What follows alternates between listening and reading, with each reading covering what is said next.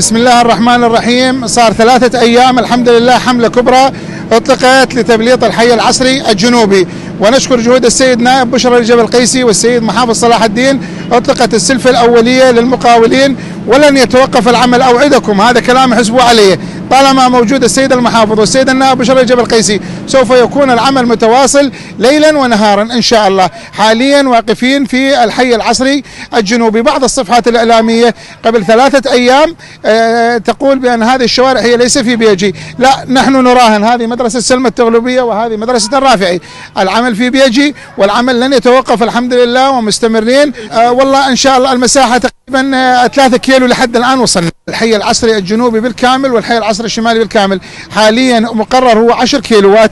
صار 3 أيام احنا بلطنا 3 كيلوات، وإن شاء الله للمساء يعني هذه 3 كيلوات بالجنوبي فقط، للمساء احتمال نصل 4 إلى 5 كيلوات إن شاء الله. شركة رصينة، شركة لن تتوقف. نشكر جهود المقاول حقيقة، جهود السيد القائم مقام تذللت أمامنا الصعاب.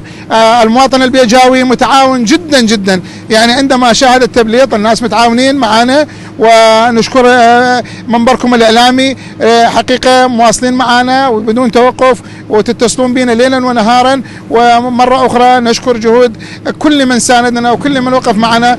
بيجي الحقوقي جلال سلطان محمد مدير بلدية بيجي. بسم الله الرحمن الرحيم. باشرت كوادرنا منذ يوم السبت بداية هذا الأسبوع بأعمال تبليط الحي العصري الجنوبي، ومنذ ساعات صباح الأولى والكوادر مستمرة بالعمل بعد إطلاق السلفة من السيد المحافظ ومشكورة جهوده.